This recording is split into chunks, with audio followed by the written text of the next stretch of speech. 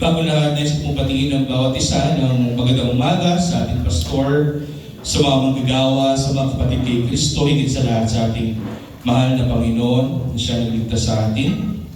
At nais ko pong patingin ng bawat isa ng Happy October. No? This is the first Sunday ng October. At kapag-aralan natin, kapatid, sa Romans, sa Book of Romans, na ang tao ay walang magagawa ukol sa kanyang kaligtasan maliban na siya ay nakay Jesucristo, na siyang may kakayahan na magligtas ng tao. Kaya ang tawag sa ating mahal na Panginoon Jesucristo ay tagapagligtas or Savior, sapagkat siya lamang ang makakapagligtas sa atin. May makikita ka dyan, kapatid, na sinabi ni Pablo sa Romans chapter 8 verse 1, ngayon ngay wala nang kahatulan sa mga nakay Kristo Jesus. Meron dyan, kapatid, na yung mga tao na walang condemnation o yung mga hindi hahatulan ng Diyos sa kanilang mga nagawang kasalanan ay yung mga taong ibinigay kanino? Kay Jesucristo. Itong, kapatid, ang isa sa mga pinaka-reassuring or pinaka-comforting na verses sa Biblia na alam natin kapag tayo ay na kay Kristo Jesus. Alam natin na hindi na tayo hahatulan pa ng Diyos, sapagkat ito ang katotohanan na ibinanggit sa Biblia. Ngayon ngay wala ng kahatulan sa mga na kay Kristo Jesus. Konting recap, habang wala pa po yung operator ng ating Biblia. Noong Romans chapter 1, nalaman natin na ang mundong ito ay madilim, no? At palayo ng palayo sa Diyos. At may dalawang klaseng tao sa mundong ito. Yung isang tao na pinabayaan ng Diyos, at yung isang tao na pinili ng Diyos, pinangalagaan ng Diyos, ginabayan ng Diyos ayon sa kanyang kahabagan at biyaya. So dalawang klase ng tao yan. Yung mga taong pinabayaan na ng Diyos sa kanilang mga malalasong mga gawain, sa kanilang mga kasalanan, at yung mga taong pinabayaan ng Diyos sa kanilang mga kasalanan ay mananatili sa kasalanan, ay mananatili na alipin sa kasalanan, ay mananatili na patay sa kanilang paggawa o pagsalansang ng kanilang mga kasalanan, at sila, kapatid, ay mapupunta sa dagat-dagatang apoy. Pero, ito yung good news. Meron din mga tao na inililigtas ng Diyos sa pamamagitan ng kanyang sinugo sa atin, ang kanyang anak na si Jesucristo, na lahat ng mga taong maniniwala at magtitiwala sa kanya. In other words, lahat ng mga taong sasampalataya sa mga nagawa ni Kristo at sa mga gagawin pa ng ating mahal na Panginoon Jesucristo, sila, kapatid, ay maliligtas. Sila ay ginagabayan ng Diyos. Pero nalaman natin yung kaunting katotohanan na hindi pala natin kayang iligtas yung ating mga sarili. Sapagkat kung susundin lang natin ang mga kautusan ng Diyos at yun yung magiging basehan ng Diyos, yung pagsunod natin sa kanyang mga kautusan, sa ating kaligtasan, lahat tayo na narito ay mapupunta sa impyerno. Bakit? Kasi hindi naman natin kayang sundin lahat ng utos ng Diyos. Kahit yung mga Kristiyano, nalaman natin sa Romans chapter 6 at Romans chapter 7, na kahit ang mga Kristiyano o yung mga taong pinili para sa ating mahal na Panginoong Jesucristo ay patuloy na nagkakasala. No? Pero ano yung pinagkaiba ng mga na kay Kristo sa mga taong wala kay Kristo? Yung mga taong na kay Kristo, nilalabanan nila ang tukso at kanilang kasalanan. Bakit? Sapagkat wala na sila sa laman, kundi sila na ay lumalakad sa Espiritu. Meron na tayong kakayahan na labanan yung kasalanan na nasa atin. Sabi ko nga, dahil tayo ay binuhay muli ng Diyos mula sa estadong patay sa ating mga kasalanan, yung masangsang na amoy nang ikaw ay namatay ng matagal, yung masangsang na amoy ay nandoon pa rin. No? Pero ang pangako ng Diyos, pagdating ng panahon, yung masangsang na amoy na yun, yung kasalanan na yun na galing sa ating laman ay mapupuksa, kapatid. No? At ito ay papatayin ng todo ng ating mahal na Panginoon. Kaya sabi ni Pablo, ngayon nalaman natin ang katotohanan sa mga taong na kay Kristo Jesus wala ng kahatulan sa kanila. Brother yun, maraming mga tao na mababait na hindi naman Kristiyano. Brother yun, marami naman taong sumusunod sa batas ng Diyos, mga mabubuting tao, mga pilantropo, mga sumusunod sa batas, walang inaagrabyadong tao, walang nilolokong tao. Ang naglalakad sa mundong ito, hindi naniniwala sa Diyos o mayroong ibang relihiyon, mayroong ibang Diyos na kanilang pinaniniwalaan at sila'y namumuhay ng mabuti o mas higit pa kaysa sa mga Kristiyano. Paano yung mga tao na iyon? Kung ikaw ay Kristiyano, isa lang yung paniniwalaan mo.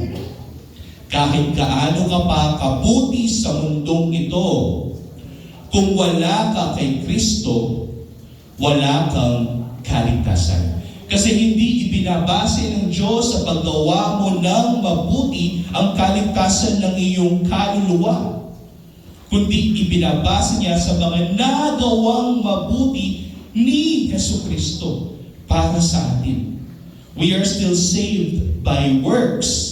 Tayo pa rin ay nililigtas ng Diyos sa pamamagitan ng paggawa ng mabuti, pero hindi sa pamamagitan ng paggawa natin ng mabuti, kundi sa paggawa ng mabuti ng ating Panginoong Jesucristo, sa mga nagawa niyang mabuti para sa atin. We are saved by works, but not our own works, but the works of Christ that He did for us.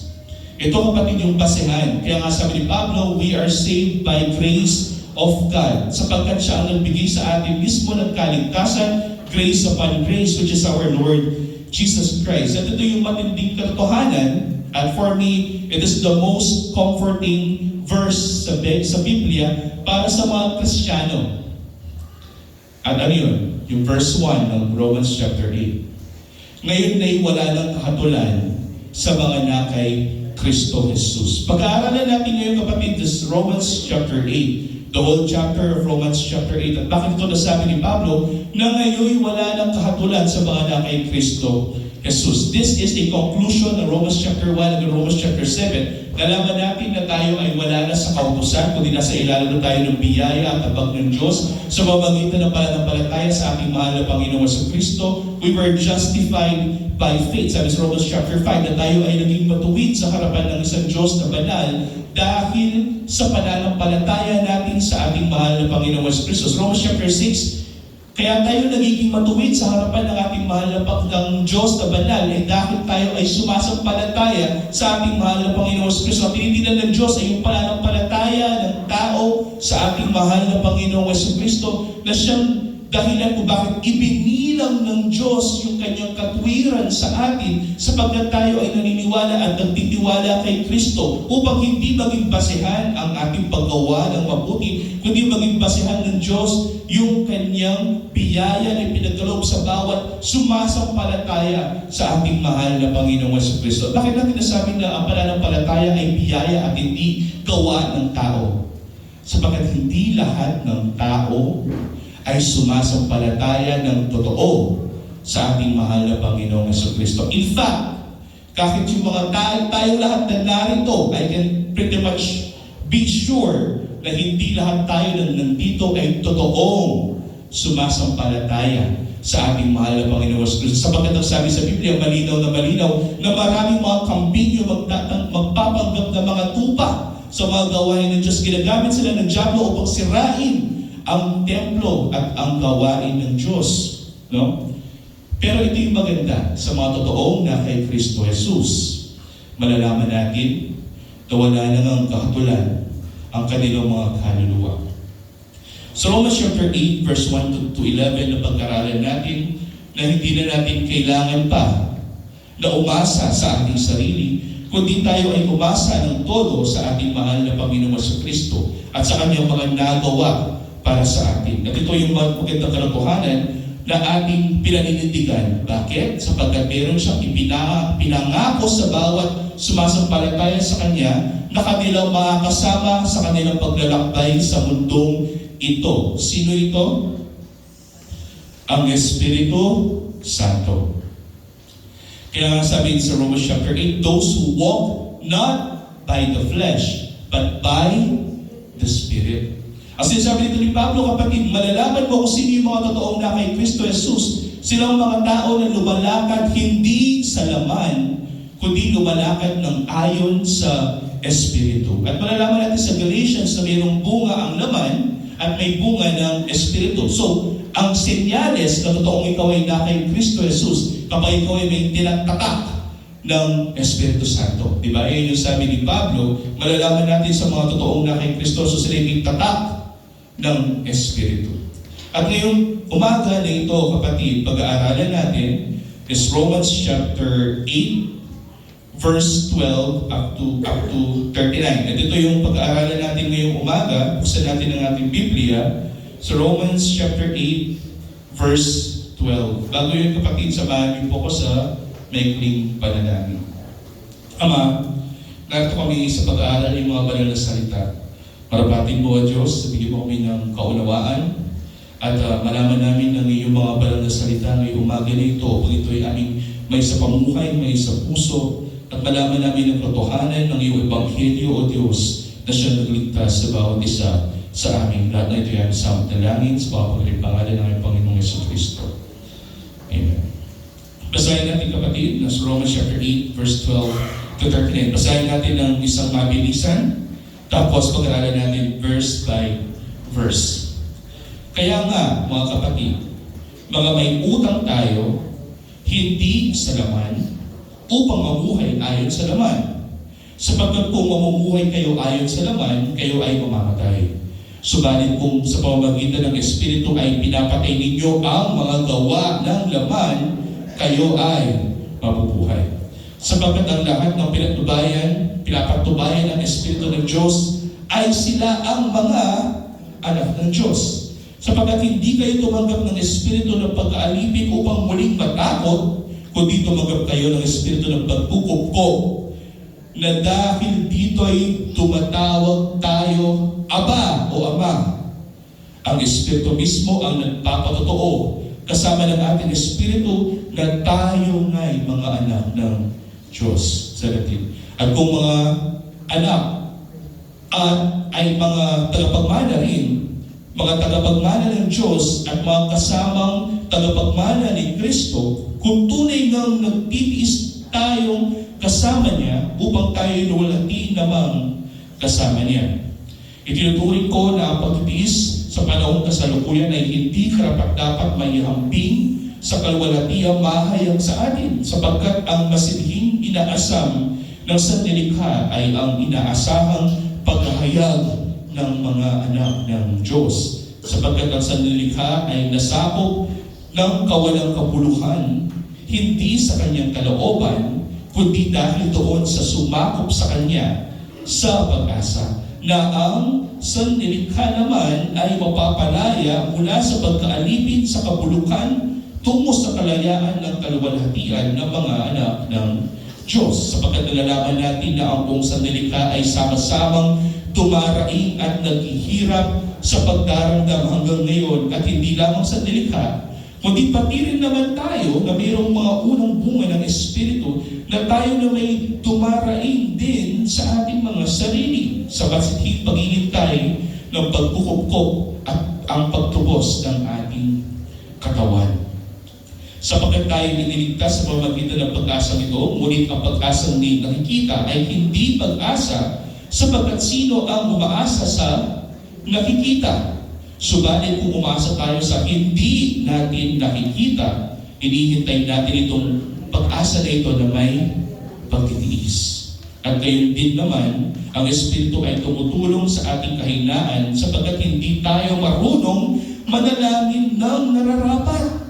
Ngunit ang Espiritu mismo ang namamagitan na may mga daing na hindi maipahayag. Ngunit ang Diyos na sumisiyasat ng mga puso ay nakakaalam kung ano ang kaisipan ng Espiritu, sapagkat siya ang namamagitan dahil sa mga banal ayon sa kalooban ng Diyos. At nalalaman natin na sa lahat ng mga bagay, ang Diyos ay gumagawa sa ikabubuti ng mga umiibig sa Kanya, sa kanila ng mga tinawag alinsunod sa kanyang layunin.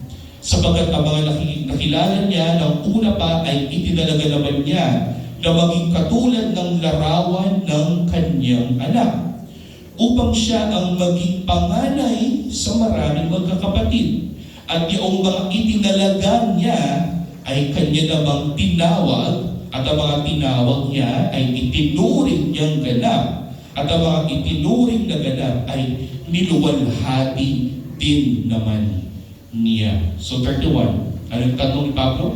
Ano nga ang ating sasabihin sa mga bagay na ito?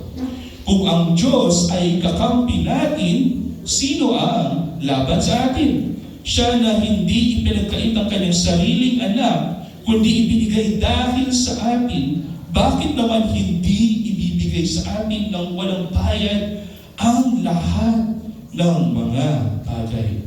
Sino ang magsasakdal ng anumang laban sa mga pinili ng Diyos? Ang Diyos ang siyang umaaring ganap. Napagdadalang tuhanan na yan, narating na pag-aaralan, di ba? Sino ang hahatol daw sa atin? Si Kristo Jesus na namatay. Oo, siyang muling binuhay mula sa mga patay, na siya rin nasa kanan ng Diyos, na siya rin namamagitan para sa atin. Malinaw mo naman yung word dyan, the mediator. No? Sino ang makakapaghiwalay sa atin sa pag-ibig ni Kristo? At yung tanong ni Pablo for his conclusion. Ang kahirapan ba, o kapigatian, o pag-uusig, o tagutom, o kahubaran, o panganib, o ang kaba? Gaya ng nasusulat sa ni Pablo, dahil sa iyo kami pinatay sa buong araw, kami ay itinuring ng mga tupa sa katayan. Ito ba yung daramdam natin? Ito ba yung nararamdaman natin bilang mga Kristyano? Pero sabi ni Pablo, ngunit sa lahat ng mga bagay na ito, tayo'y higit pa sa mga nagtatagumpay. We are more than conquerors, sabi ni Pablo, sa mga magitan niya ng ating mahal na Panginoon Kristo na umibig sa atin. Sapagkat ako'y naniniwalang lubos na kahit ang kamatayan, ni ang buhay, ni ang mga anghel, ni ang mga pinuno, ni ang mga bagay na kasalukuyan, ni ang mga bagay na darating, ni ang mga kapangyarihan, ni ang kataasan, ni ang kalaliman, ni ang alinpamang nilalang ay hindi makakapaghiwalay sa atin sa pag-ibig ng Diyos na nga kay Kristo Jesus na Panginoon natin. Palakpakan natin mga Panginoon sa mga napakagandang salita na yan na nasa Biblia. Makita mo, Romans chapter 8 is the most comforting chapter in the Bible. Bakit? It starts with what? 8. Ngayon nga'y wala ng kahatulan sa mga na kay Kristo Jesus. Isn't that comforting? Ibig sabihin, hindi ka na pupunta sa impyerno. Paano kung nagdududa ako, brother yon? Paano kung nagdududa ako sa aking sarili? Kasi pinabayaan ako ng Diyos. Parang ang dami kong problema, ang dami kong pagsubok, ang dami nangyayari sa aking buhay. Para bagang iniwan na ako ng Diyos. Para bagang hindi na ako iniibig ng Diyos. Ang sinabi ni Pablo sa last verse, ni ang kataasan, ni ang kalaliman, ni alin pa mang nilalang, kahit sino pa yan, ay hindi makakapaghiwalay sa atin sa pag-ibig ng Diyos na nakay Kristo Jesus na Panginoon natin. At ito kapatid, yung pag-aaralan natin ngayong umaga na ito. Ito ay binigyan ko ng mga subtopics para ating mas lalong maintindihan o mas lalo nating mapag-aralan. Ang pamagat ng ating pag-aaralan ay higit pa sa mananakop. We are more than conquerors in Christ Jesus. No? Nalaman natin na this is the most reassuring part of the Bible. Una, sa verses 12 to 17 ng Romans chapter 8, nalaman natin na hindi na tayo alipin ng laman, kundi tayo ay lumalakad na ayon sa Espiritu. Sabi ni Pablo, kaya nga mga kapatid, tayo ay may utang, ngunit hindi na sa laman, upang mamuhay ayon sa laman. Sabi niya sa verse 12, no? Yung pinapaalalahanan tayo dito ni Pablo na wala tayong utang sa ating mga makasalanang likas.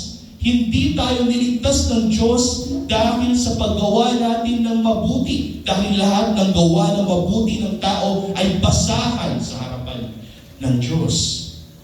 Sa pamamagitan lamang ng ating mahal na Panginoong Kristo, doon tayo napalaya mula sa ating laman at kasamaan at kasalanan at kamatayan. Tanong, brother yun, namamatay pa rin ang tao Akala ko ba pinalaya na tayo ng Diyos sa kamatayan? Malalaman natin mamaya bakit nasabi ni Pablo ito na tayo ay pinalaya na sa kamatayan. Ang Espiritu ng Diyos ay nananahan sa atin sa bawat isa ng mga anak kay Kristo Jesus at binigyan tayo ng kapangyarihang mamuhay ng matuwid ayon sa mga kalooban ng Diyos. Kaya minsan may natatanong sa akin, brother, parang hirap yatang i-overcome yung bisyo ko. Ano ba yung bisyo mo, Brad? Hindi ko mapigilan na kapag nakikita ko yung mga kumpare ko, hindi ko mapigilan na samahan ko sila sa pagsusugal. Kasi yun yung addiction niya, yun yung bisyo niya, kapatid. Naniniwala ka ba kay Kristo Jesus? Sabi ko sa kanya, Brad, nagpabautismo na ako, sabi niya, and everything. Naniniwala ka ba na sa lahat ng mga anak kay Kristo Jesus, meron silang ipinako ang Espiritu Santo na nasa puso mo na gumagabay sa iyo sa araw-araw? Yes, naniniwala siya. At kung ganon, hayaan mo na ang Espiritu ng Diyos ay gabayan ka sa tuwing nandoon ka sa tukso ng kaaway. Ano ibig sabihin nun? You should surrender yourself to the will of the Holy Spirit. Kasi sabi dito ng Biblia. Kung tayo ay na kay Kristo Jesus at meron tayong Espiritu Santo, sa mga bagay na kasalanan na ginagawa natin noon, ngayon meron na tayong panlaban doon sa tukso ng kasalanan na iyon. Meron na tayong panlaban sa kasamaan at tukso ng kaaway. Sapagkat tayo ay mayroong Espiritu Santo sa atin. At ito ay ipinangako ng Diyos sa bawat sumasampalataya sa ating mahal na Panginoong Jesucristo. Ano ba yung nakikita natin dito, kapatid? Na sa 14, sapagkat ang lahat ng pinapatubay ng Espiritu ng Diyos ay mga anak ng Diyos. At sila daw ay mayroong karapatan na tawagin ang Diyos na ano? Ama. Diba? Sabi niya dito, tayo ay tumanggap ng Espiritu upang hindi na matakot, kundi ang Espiritu ng pagkaampon. Kapag sumisigaw tayo ng Aba o Ama, ay pinapakita natin na tayo ay malapit na sa Diyos na banal at tayo na ay minamahal ng Diyos at itinuturing na tayo bilang kanyang mga kakampi, anak, kasangga. Hindi na tayo mga kaaway ng Diyos. At bakit ito sinabi ni Pablo? Very particular sa dyan sa Aba o Ama. Kasi nung unang panahon, kapatid, sa Old Testament, we don't call God as Father. Wala kang makikitang tinawag ang Diyos na Ama sa Old Testament. Wala. The language of Father was introduced by the Son Himself. Sino yan? Ang ating mahal na Panginoong Jesucristo. Siya ang naghayag sa atin. Siya ang nagmanifest sa atin na sa lahat ng mga taong nasa Kanya, meron na sila ngayong karapatan na tawagin ang Diyos na Father. Kagaya niya, na tawag sa Kanya ay Father. Sa lumang tipan, kapatid, na tawag sa Diyos either Yahweh o Adonai, that means God or Lord. No? But in the New Testament, ang tawag na sa ating Diyos ay Ama. Bakit? Kasi dumating ang anak at lahat ng mga nasa anak ay mayroon ng kapangyarihan ng Espiritu ng pagkukupkop. Inampun na tayo ng Diyos ayon sa kanyang anak na si Hesus Kristo, sa pamamagitan ng kanyang anak na si Hesus Kristo, ngayon tayo ay ampun na ng Diyos. Mayroon na tayong karapatan na tawagin na ang Diyos na Ama. For me, take note of this. The apex of grace, ang pinakatuktok ng biyaya ng Diyos sa buhay ng isang taong makasalanan ay yung magkaroon siya ng karapatan na tawagin niya ang kabanal-banalang Diyos sa langit na Ama. Amen. Diba? Kasi alam mo, kapag tinawag mo ang Diyos na banal, na malayo sa'yo, na hindi mo kakampi, nakaaway mo noon, ngayon ay kasangga mo na, at mayroon ka ng karapatan na tawagin siyang Ama, that is the greatest gift that God can give to a person. Ang espiritu na ating tinanggap ay hindi espiritu ng takot, ang sabi ni Pablo, kundi espiritu ng pag-aampon. Kapag sumisigaw tayo ng Aba o Ama, ipinapakita natin na tayo ay malapit na sa Diyos, na tayo ay mayroon ng access sa Diyos na noon wala. At kung tayo mga anak na, sabi ni Pablo sa verse 17, tayo na ngayon ay mga tagapagmana. Ang tagapagmana ng Diyos at kasamang tagapagmana ng kanyang anak na si Hesus Kristo ay ang pinakamagandang pangako ng Diyos sa bawat mananampalataya sa ating mahal na Panginoong Hesus Kristo, na kung anuman ang nangyari sa Panginoon ay mangyayari din sa atin, sapagkat siya ay tinawag na panganay. Ito yung maganda sa kultura noong unang panahon. Ang kultura noong unang panahon, may tatay at may mga anak, di ba? Sino nanonood ng Korean novela dyan? May hari sa Korean novela at yung anak niyang lalaki, yung crown prince. Kung sino yung panganay na anak na lalaki, siya ang tatawagin crown prince. Ibig sabihin, kung mamatay man yung hari, siya yung uupo doon sa posisyon ng hari. At ang unang panahon, ganyan din ang sa pamamahay ng isang pamilya. Kapag may tatay at may asawang babae, pag may anak silang lalaki at siya yung lalaking panganay, siya yung mayroong otoridad kapag wala na sa pwesto o namatay na yung tatay niya. No?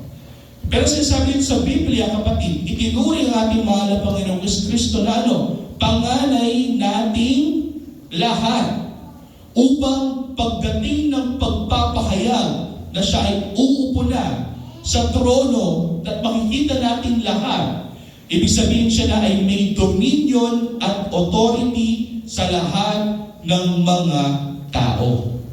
Kaya nga sabi siya, ang panganay sa lahat ng mga magkakapatid. Siya yung mayroong kapangyarihan sa lahat ng mga nasa kanya. No? At ito, kapatid, yung ipinahayag sa susunod na talata. Malalaman natin sa verse 18 to 25 na ang paghihirap ay wala ng katumbas kung ikukumpara natin sa kaluwalhatian na darating. Ano kasi yung ipinangako sa mga anak kay Kristo Jesus? Kung ano man yung nangyari sa Panginoon ay gagawin din sa lahat ng mga sumasampalataya sa Kanya. Kaya napakaganda ng resurrection o yung pagkabuhay muli ng ating mahal na Panginoong Kristo, sapagkat iyon ang pag-asa ng bawat Kristiyano. Kung binuhay muli ang Panginoon mula sa mga patay, gayon din na tayo mga anak ni Kristo Jesus. Kapag mamatay man tayo, alam natin na tayo ay bubuhayin din muli ng Diyos, tulad ng ginawa niya sa kanyang buktong na anak na si Hesus Kristo. Ito yung pag-asa natin. Kaya kung susumatotal mo yun, ang sabi ni Pablo, kung titigan natin yung magandang pag-asa niyon, walang katumbas ang paghihirap kung ikukumpara natin sa kaluwalhatiang alam natin na darating sa bawat isa na nasa atin. Basahin natin, kapatid. Itinuturing ko na ang pagtitiis sa panahong kasalukuyan ay hindi karapat-dapat na may hambing sa kaluwalhatiang mahayag sa atin, sapagkat ang masinhing inaasam ng sanlilikha ay inaasahang pagpapahayag ng mga anak ng Diyos, sapagkat ang sanlilikha ay nasakop ng kawalang kabuluhan, hindi sa kanyang kalooban, kundi dahil doon sa sumakop sa Kanya. Sa pag-asa na ang sanlilikha naman ay mapapalaya mula sa pagkaalipin sa kabulukan tungo sa kalayaan ng kaluwalhatian ng mga anak ng Diyos. So sinasabi ni Pablo, kapatid, na ang sanlilikha o sanlibutan ay patuloy na magiging madilim at madilim sapagkat nandito pa rin ang kaaway. Sino yan? Ang diablo na siyang sumasakop sa sanlibutan. Ang tanong ganito, akala ko ba nanalo na ang ating mahal na Panginoong Jesucristo over sa diablo no siya ay ipinako at binuhay muli sa krus? Diba? He has overcome. Bakit nandito pa rin ang diablo? Ang sagot ay nandun sa Biblia rin naman, kapatid. Na ang diablo ay patuloy na nandito at patuloy na tumutukso sapagkat ang kaluwalhatian ng ating mahal na Panginoong Jesucristo ay ipapahayag sa isang malaking event pagdating ng panahon na makikita natin ng literal na ang ating mahal na Panginoong Jesucristo ay papatayin niya sa ating harapan ang diablo na si Satanas. Yun yung inaasam natin, na makita natin ng personal. Ang napagtagumpayan ng ating mahal na Panginoong Jesucristo sa krus ng Kalbaryo ay yung kaligtasan ng ating mga kaluluwa mula sa pagkaalipin sa kasalanan at sa diablo. Pero ang literal na pagpuksa sa diablo ay mangyayari pagdating ng panahon. Tayong lahat, masasaksihan natin yan. Sapagkat nalalaman natin na ang buong sanlilikha ay sama-samang dumaraing at naghihirap sa pagdaramdam hanggang ngayon. Imagine that was 2,000 years ago. Pero sinasabi ni Pablo na dumaraing ang sanlibutan noon, na patuloy din naman na dumaraing ang sanlibutan hanggang sa mga panahon na yun. Mga bata na hindi pa isisilang na pinapatay na. Mayroong mga giyera na pati mga bata, mga babae, mga lalaki, pinapatay. Kapatid, mga inosente mga tao, pinapatay. Mayroong mga ibang bansa na yung mga tao ay kinakain. Kapatid, itong mga bagay nito ay patuloy na nangyayari sa pagkatotoo ang Biblia. Ang mundo ay pasama ng pasama. Yung mga ideya noon na tabu or hindi maganda, ngayon ay tinatanggap na ng ating komunidad. No? Yung ideya na ang lalaki ay nakikipagtalik sa kapwa lalaki at ang babae ay nakikipagtalik sa kapwa babae. Noon, kapatid, pinagbabawal yan. Matinding sanctions yung nangyayari dyan. Kapag nahuli ka na ginagawa mo yung akto na yun, ikaw ay papatayin ora mismo. Susunugin ka, kapatid. Pero ngayon, tanggap na ng ating society. Ang mundo ay radikal na nag-iba at ito ay patuloy na lumalayo sa Diyos. Malinaw ito sa Romans. Pero, huwag kayo mag-alala, sabi ni Pablo. At hindi lamang sa nilikha ang ganito, kundi pati naman tayo mga Kristyano, na mayroong unang bunga ng Espiritu, na tayo na may dumaraing din sa ating mga sarili at masidhing naghihintay ng paghuhukop ang pagtubos ng ating katawan. Sinasabi ni Pablo rito, kapatid, na tayo ay naghihintay ng ating glorification, na ang ating mga katawan ay hindi na mabubulok o masisira o mamamatay man. No? Sapagkat tayo iniligtas sa pamamagitan ng pag-asang ito. Ngunit ang pag-asa na nakikita ay hindi pag-asa, hindi ba? Sapagkat sino ang umaasa sa nakikita? For instance, kapatid, ikaw ay naghihintay ng tricycle. At nakita mo na sa malayo yung tricycle papunta na sa'yo. Pag alam mo papunta na sa'yo yung tricycle na yun, alam mo na sa iyong sarili na mangyayari talaga na pupunta ang tricycle na yun. Meron ka ng anticipation at alam mo na nandyan na. Pero kung umaasa tayo sa mga bagay na hindi nakikita, yung mga bagay na ini-imagine pa lamang natin, pero alam natin na mangyayari, pero hindi natin alam kung kailan, tayo ay maghihintay na mayroong pagtitiis. Ito yung sinasabi ni Pablo. Kung anytime alam natin na tayo ay tutubusin ng ating Panginoong Jesucristo, anytime alam natin na darating siya, hindi natin alam kung kailan. Unlike kapag nakita mo ng tricycle, alam mo, in 30 seconds, darating na yung tricycle. Pero ang pagdating at pagtubos ng ating Panginoon sa ating mga katawan ay hindi natin alam kung kailan, wala tayong ideya kung kailan, at hindi natin ito nakikita. Thus, umaasa tayo, kapatid, ng may pagtitiis. 25. Subalit, kaya sabi ni Pablo sa 25, subalit kung umaasa tayo na hindi natin nakikita, hinihintay natin ito na may pagtitiis. 26. At gayon din naman, ang Espiritu ay tumutulong sa ating kahinaan, sapagkat hindi tayo marunong manalangin ng nararapat, ngunit ang Espiritu mismo ang namamagitan na may mga daing na hindi maipahayag. Makita mo dito, kapatid, that it is the Spirit of God that teaches us how to pray. Diba, tinuruan na tayo ng ating mahal na Panginoon Kristo kung paano manalangin. Sabi niya, mananalangin tayo ng tao sa ating puso. Hindi kamukha ng mga Pariseo na mga hipokrito. Ano ibig sabihin nun? Na kaya naman sila nananalangin sa publiko, ay dahil nais lang nila ipakita sa mga tao na marunong silang manalangin. Pakitang tao lamang yung pananalangin nila. Yung iba nga mananalangin, tapos nila malakas yung panalangin. Gusto nila maganda yung pagpapahayag ng panalangin. Pakitang tao lang.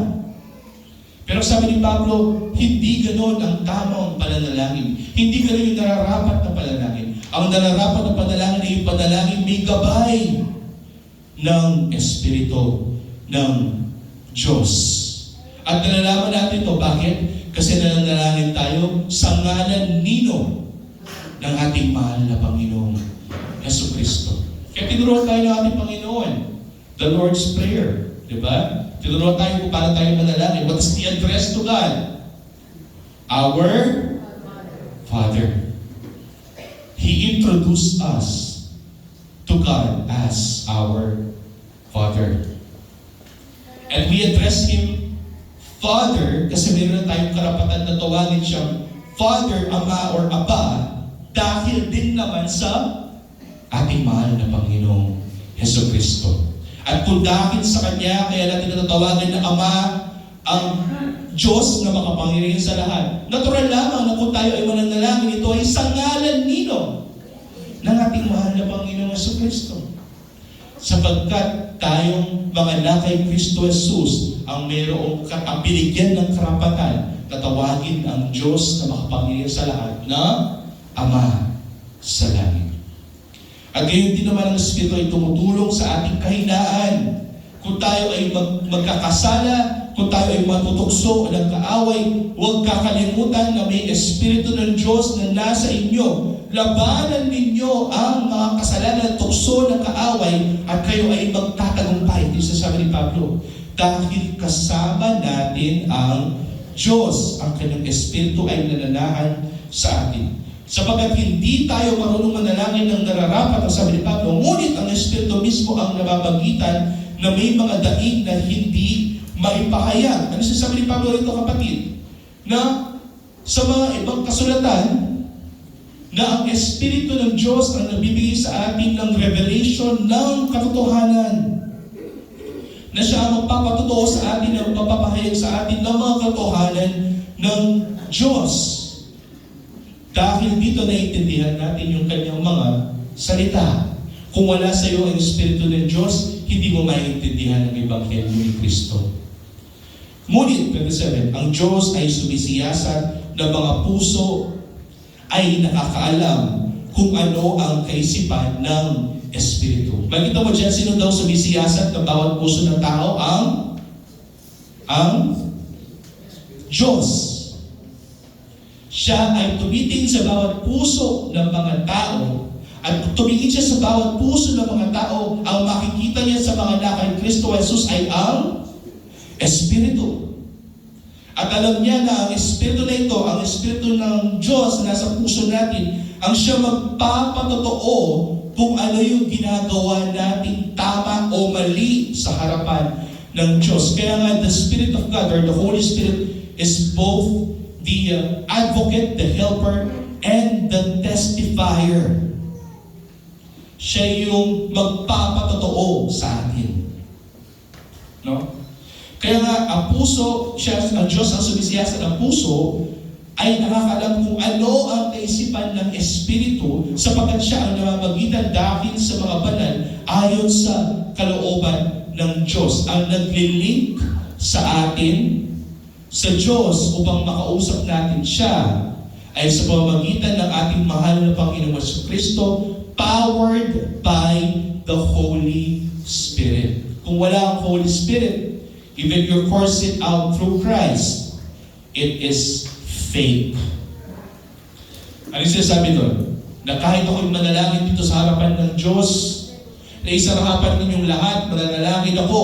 Kung nananalangin ako ayon sa aking sarili at hindi ayon sa Espiritu, at gamitin ko pa yung pangalan ng ating mahal na Panginoong Kristo, ay hindi ito papakinggan ng Diyos. 20. At nalalaman natin na sa lahat ng mga bagay, ang Diyos ay gumagawa sa ikabubuti ng mga umiibig sa Kanya. May dito mo yung word na dyan. At nalalaman natin, sabi ni Pablo dito, ibig sabihin, alam ng lahat ng mga Kristiyano ito, na gusto ko i-highlight nyo ngayon sa inyong mga Biblia. Romans chapter 8 verse 28. At nalalaman natin, dapat alam natin lahat ito, na sa lahat ng mga bagay, that is good or that is bad, kung maganda yung nangyayari sa iyo o hindi maganda yung nangyayari sa iyo, may mga pagpapalang ibinibigay ang Diyos sa iyo o mayroong mga pagsubok na ibinibigay ang Diyos sa iyo, regardless kung anumang bagay yan, kasi sabi dito ni Pablo, at nalalaman natin na sa lahat ng mga bagay, ang Diyos ay gumagawa. May itong word na yan. Sa lahat ng mga bagay, sino daw yung mayroong kapangyarihan at control na gumawa nito? Ang Diyos ang gumagawa para sa ano? Ikabubuti ng mga umiibig sa Kanya. Sino yung mga term na yan? Sino yung mga umiibig sa Kanya na yan? Ang mga Kristiyano, yung mga tunay na mga Kristiyano, hindi yung mga Kristiyano nagpapanggap lamang, hindi yung mga kambing na nagpapanggap ng mga tupa, kundi yung mga tunay na Kristiyano, yung mga tunay na sumasampalataya sa Diyos, sa ating mahal na Panginoong Jesucristo, sila yung mga alam nilang kahit anong mangyari sa kanilang buhay, ito ay para sa kanilang ikabubuti. Ngayon, binigyan ka ng pagpapala ng Diyos, binigyan ka niyang magandang trabaho. After a few months, nawala yung trabaho na iyon, nalugmok ka sa kahirapan, nagkanda-utang-utang ka. Kung ano man yung nangyari na yun sa buhay mo, kung pababa man yan, alam natin na ang layunin ng Diyos kung bakit yung ginagawa yun sa buhay mo ay para sa iyong ikakabuti. Bakit? Kung kapag ikaw ay nasa ibaba, nasa kapagsubukan, nasa mga problema, sino ang hahanapin mo? Sino ang hahanapin mo? Sino ang pagkakatiwalaan mo sa mga oras na iyon? Ang Diyos. At lalapit muli tayo sa Kanya. Kaya nga God is good, di ba? God is good. At bakit natin nasabi that He is good all the time? Kasi sa lahat ng mga bagay, ang Diyos ay nagbagawa para sa ikabubuti nating lahat. At itong paggawa ng mabuti ng Diyos sa ating lahat ay alinsunod sa Kanyang pagtawag sa atin. Sa mga na kay Kristo Jesus. Kasi may layunin siya sa bawat buhay natin. Kung nawalan ka ng trabaho ngayon, ibig sabihin may layunin ng Diyos. Kung inalis ka sa opisina, dinala ka sa ibang opisina, ibig sabihin may layunin ang Diyos. Kung ikaw ay nawalan ng asawa, kung ikaw ay nawalan ng pera, ikaw ay nagkaroon ng karamdaman, nagkaroon ka ng cancer, o kung ano mang karamdaman yan, huwag kang magalit sa Diyos. Kundi isipin mo na may layunin ang Diyos kung bakit niya ginagawa ito sa buhay mo. At kapag nalalaman mo yung katotohanan na yan, alam mo kung ano man yung nangyayari sa buhay mo, ito ay para sa iyong ikakabuti. At bakit ito sinasabi ni Pablo? Bakit ito sinasabi ni Pablo? Na huwag tayong mawalan ng pag-asa sa Diyos.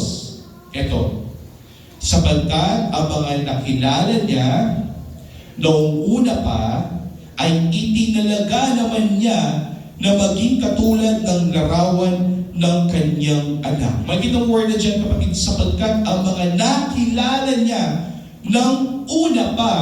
That means, kapatid, na ang mga tao na ito na kay Kristo Jesus ay kilala na ng Diyos before the foundation of the world. That's Ephesians chapter 1. Na tayo ay kilala ng Diyos noong una pa. At ano yung ginawa ng Diyos? Itinalaga naman tayo. We are predestined. Pag we say the word predestined, ibig sabihin may destination na tayo. At pag sabing predestination, this is already laid out for us na ating lalakaran. Meron na tayong daan, meron na tayong tulay sa mga na kay Kristo Jesus, at ito'y kanilang lalakaran. This is predestined for them. Tayo ay nakilala ng Diyos noong una pa. At tayo ay ibinigay sa ating mahal na Panginoong Jesucristo. At yung mga nakilala niya noong una pa, ang sabi ni Pablo, ay itinalaga naman niya na maging katulad ng larawan ng kanyang anak. Na tayo ay maging kamukha ng ating mahal na Panginoong Jesucristo. Meron mga nasasabi dyan, yung mga sinasabi nila, that is moral ascendancy. Na kung ano yung moral o yung moralidad na ating mahal na Panginoong Jesucristo, yun yung ginawa ng Diyos na maging kamukha natin. Pero I beg to disagree. Sapagkat hindi natin magagawa ng perpekto yung moralidad natin. Ang sinasabi dito ni Pablo, kapatid, na tayo ay itinalaga upang maging larawan ng kanyang anak. Ibig sabihin, tayo ay magkakaroon ng access doon sa biyaya ng Diyos at magiging banal tayo sa harapan ng Diyos, kamukha ng kabanalan ng ating mahal na Panginoong Jesucristo, upang siya ang maging panganay sa maraming magkakapatid. Ito yung sasabi ko kanina. Upang pagdating ng panahon kung ang ating mahal na Panginoong Jesucristo ang panganay, ibig sabihin ang otoridad, ang dominion, and everything kapangyarihan ay mapapa sa Kanya. Kaya makita mo sa Revelation, sasabi, Jesus Christ is what? The Lamb of God is what? The King of Kings, that is dominion over all kings, and the Lord of Lords, that's dominion above everything else sa mundong ito, sapagkat siya panganay sa ating lahat. 30. At yung ba itinalaga naman niya, this is the golden chain of redemption na ipinresyon ni Pastor. Pag sinabing golden chain of redemption, alam niyo yung kadena kung na kayo nagmumotor? Yung kadena na yun ay makadugtungita. Diba? Kaya nga umaandar yung motor kasi may kadena. Yung kadena na yun, kaya tinawag siya golden chain of redemption. Walang sino man yung makakaputol sa kadena na yun. Makikita mo dito, kapatid, na kapag nangyari ito sa buhay mo, gagawin ng Diyos ito. At yung mga itinalaga naman niya ay Kanya namang tinawag. Diba? May kilala tayo nung una. At tayo ay itinalaga para sa ating mahal na Panginoong Jesucristo pa maging kamukha natin siya. At ngayon yung mga itinalaga kay Kristo ay tatawagin, at lahat ng mga tinawag na iyon ay itinuturing na ganap. What does that mean? Na lahat ng mga ibinigay kay Kristo ay tatawagin upang sila ay maging matuwid sa harapan ng Diyos o pag-justify. At sa lahat ng mga naging matuwid sa harapan ng Diyos, pagdating ng panahon ay luluwalhatiin din naman sila. Makita mo yung word na dyan.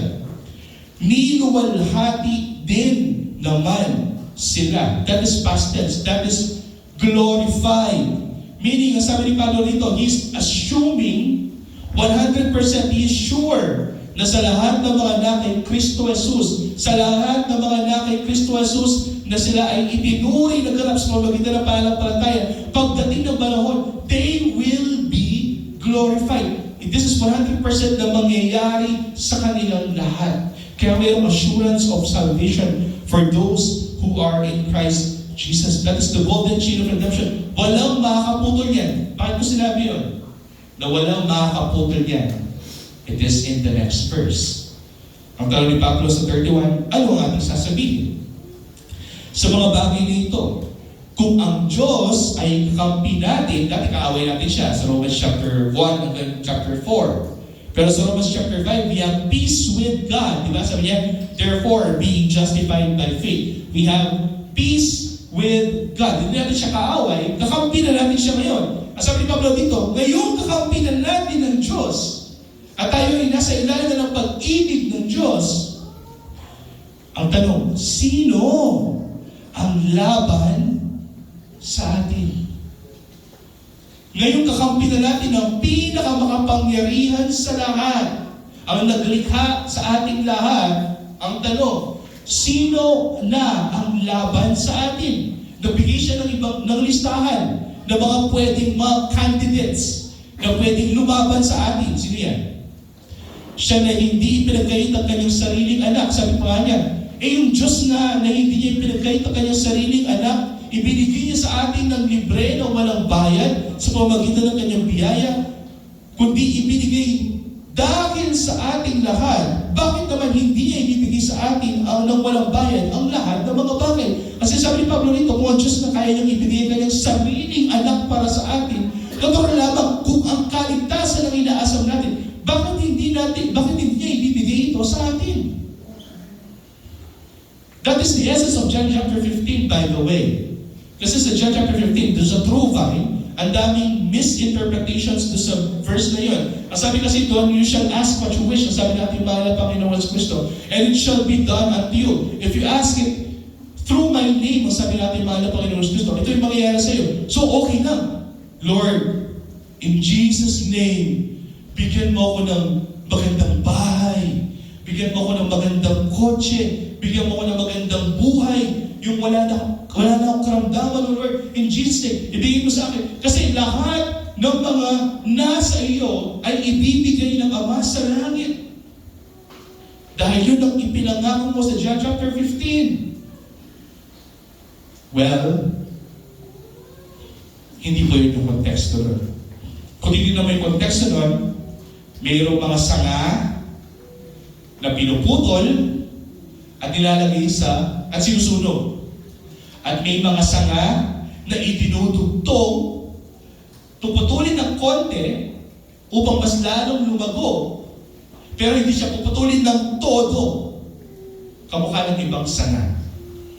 At sa mga naidugtong kay Kristo, sa mga na kay Kristo, in fact, the word there is those who are in Christ. Dahil siya ang ugat. At siya yung dahilan kung bakit tayo patuloy na lumalagon. Dahil siya ang ugat ng puno na iyon, tayong lahat na nakadugtong sa Kanya ay magbubunga rin naman dahil sa Kanya. At kung ano man ang hingin ng ating mga puso ay mangyayari. Ito yung sinasabi ni Pablo rito. Kung siya nga, ibinigay niya ang kanyang anak, na wala siyang hiningi kahit anong kapalit, na kaya niyang ibigay ang kanyang anak, at ang anak ay kaya ibigay kanyang buhay sa krus ng Kalbaryo, na walang pagdadalawang isip. Sino pa kaya tayo na kung hihingi man tayo sa Kanya ng kaligtasan, ay hindi ba niya ito ibibigay sa atin? Siya na ibinigay ang kanyang anak para sa atin. Kung hihingi man tayo ng kaligtasan ng ating mga kaluluwa, hindi ba ito ibibigay ng Diyos sa atin? Diba? Ito yung tanong ni Pablo. Tayo na nandito, no? So, ang tanong, 33, sino ang magsasakdal ng anuman laban sa pinili ng Diyos? Sino man daw yung magsasakdal sa mga pinili ng Diyos? Ang Diyos ang siyang umaaring ganap. Sino ang hahatol sa mga pinili ng Diyos? Si Kristo din, na siyang namatay o siyang muling binuhay mula sa patay, na siya rin nasa kanan ng Diyos, na siya rin namamagitan para sa atin. Sinasabi natin ni Pablo, kapatid, na meron na tayong bias. Ano yung bias? Ibig sabihin, kung tayo ay na kay Kristo at siya'y mahatol sa atin, sigurado ma-approve yung ating mga kontrata. Parang DPWH siya ng mga kontraktor lamang yan, kapatid. Nagsasabuatan. No? Kapag si contractor, magbibigay siya ng proposal kay DPWH, dahil kasanggan niya, si DPWH at kasanggan niya si senator, kung sino man yung senator or congressman na kasanggan niya, sigurado may bibigay kay contractor kung ano yung hinihingi niya, di ba? Kasi may bias na. At ito din yung sinasabi ni Pablo rito. Sino nga hatol sa atin? Hindi ba si Kristo rin? Kung tayo ay na kay Kristo at siya yung tagahatol natin, hahatulan ba niya tayo sa kamatayan? Hindi. Kasi kasanggan na natin siya. Kundi ano yung gagawin niya? Kung kasanggan natin ng ating mahal na Panginoon sa Kristo, bibigyan kanya 10 billion worth of contracts ng Job. Sigurado na ang kaligtasan ng inyong mga kaluluwa. Ito pa, sabi ni Pablo, kung may hinihingi ka sa Ama, sigurado makakarating sa Kanya. Kasi ang ating mahal na Panginoon Kristo ay nasa kanan ng Diyos. At kung ano man hihingin natin sa ngalan ni Kristo, sigurado ito'y mapupunta sa Ama natin sa langit. Tawag dyan, kapatid, is the doctrine of intercession. Siya yung nag-intercede para sa atin. So, tanong dito sa 35, sino ang makakapaghiwalay sa atin sa pag-ibig ni Kristo? Kung kasangganan natin si Kristo, kung mahal tayo ng ating Panginoon, sino ang makakapaghiwalay sa atin mula sa pag-ibig niya? Nabigay siya ng list of mga candidates. Ang kahirapan ba? O kabigatian ba? Ang pag-uusig o taggutom o kauparan o panganib o tabak? To make it story short, mga pagsubok ba yan? Mga problema sa ating buhay? Ang makakapaghiwalay sa atin mula sa pag-ibig ng Diyos? Hindi. Tandaan mo sa Romans chapter 8, verse 28, lahat ng bagay na nangyayari sa buhay ng Kristiyano ay para sa iyong ikakabuti. Sapagkat iniibig mo ang Diyos. Kaya sabi ni Pablo rito, sa 13, sapagkat ako'y naniniwalang lubos na kahit ang kamatayan man, ni ang buhay, ni ang mga anghel daw, ni ang mga pinuno, ni ang mga bagay na kasalukuyan, ni ang mga bagay na darating, ni ang mga kapangyarihan, ni ang kataasan, ni ang kalaliman, ni alinmang nilalang, ay hindi makakapaghiwalay sa atin sa pag-ibig ng Diyos na na kay Kristo Jesus na Panginoon natin. Ni ang diablo man, kapatid, ay hindi ka na makukuha pa mula sa kamay ng Diyos. Ito ang pangako ng Diyos sa lahat ng mga na kay Kristo Jesus. Ngayon, talangin niyo yung sarili pag-uwi niyo sa bahay. Ako ba talaga ay tunay na anak ng Diyos? Ako ba talaga ay tunay na Kristiyano? At kung ako ay tunay na Kristiyano, meron ba akong bunga ng Espiritu sa aking buhay? May nangyayari bang ganitong pagbabago sa aking buhay? At kung gayon ng pag-iisip mo, kapatid, na meron na ikaw ay Kristiyano, na ikaw ay pinili ng Diyos, at kaya ka narito dahil sinasabaw mo, niluluwalhati mo ang Diyos na siyang pumili sa iyo para sa kaligtasan, then praise the Lord, hallelujah, ibig sabihin ikaw ay iniligtas ng Diyos mula sa kasalanan at kapahamakan. At nandito tayo, kaya tayo nandito, hindi ko pa makuha natin yung kaligtasan na yun. Dahil ligtas na tayo eh. Nandito tayo para purihin natin, sambahin natin, luwalhatihin natin ang Diyos na siyang nagligtas sa atin. Let's pray. Ama, maraming salamat sa katotohanan ito na malaman namin na lahat ng mga hingin namin sa ngalan ng aming Panginoon sa Kristo ay mangyayari.